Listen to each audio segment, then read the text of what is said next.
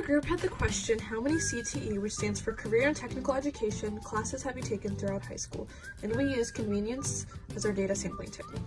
Convenience sampling is a non-probability sampling technique where subjects are selected because of their convenient accessibility to the researcher. To employ this method of data sampling, each member of our group, which consisted of John, Josh, and Ryan, interviewed 25 of their friends to get the data. Our sample size, which is the total number of people that were surveyed, was 100. After getting this data, we calculated standard deviation and variance. Standard deviation shows the variance in data and how it differs from the mean.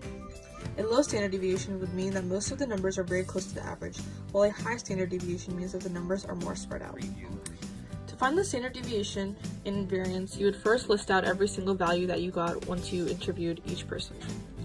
After that, you would subtract the mean, which is 4.2, from each data value. This will give you the derivation of the mean, which will be different for every value. After that, you would then square each individual derivation of the mean. Once you do that, you will then add every single derivation together to get one number, which in our case was 838.96. You would then divide that number by the total number of terms, which would give you 8.3896, and this is the variance.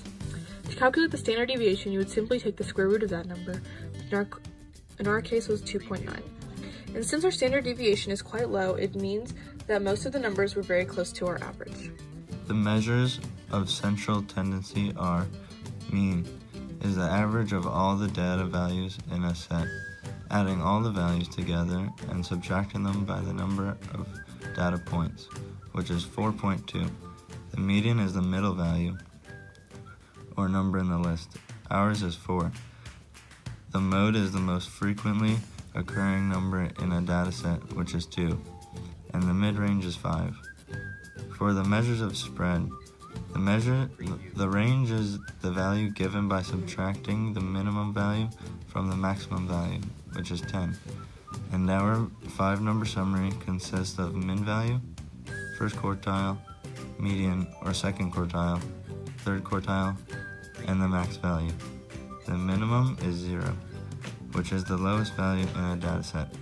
The first quartile is 2, the second quartile is 4, the third quartile is 7, the IQR is 5, the max is the highest value in a dataset, which is 10. So for our graphical representation of our data, we chose a bar graph, which is a chart that uses bars to show comparisons between categories of data. We labeled the x-axis with the number of people and the y-axis with the number of CTE classes that they've taken. Okay, this is our bell curve graph, and the mean of our data is 4.2, and our standard deviation is 2.9. And we use this mean to mean the center of our graph of our data, and the standard deviation breaks up the percentages. And the percentages just show you what amount of our data lies where. You subtract the standard deviation from the mean to get each part of the graph to show what the percentages lie in between where. But in our situation, this bell curve does not have a normal distribution. For that to happen, the mean, the median, and the mode would all have to be the same, and it would not be skewed. Because the bell curve is more skewed to the left, more of the data values fall between the lower half of the data set.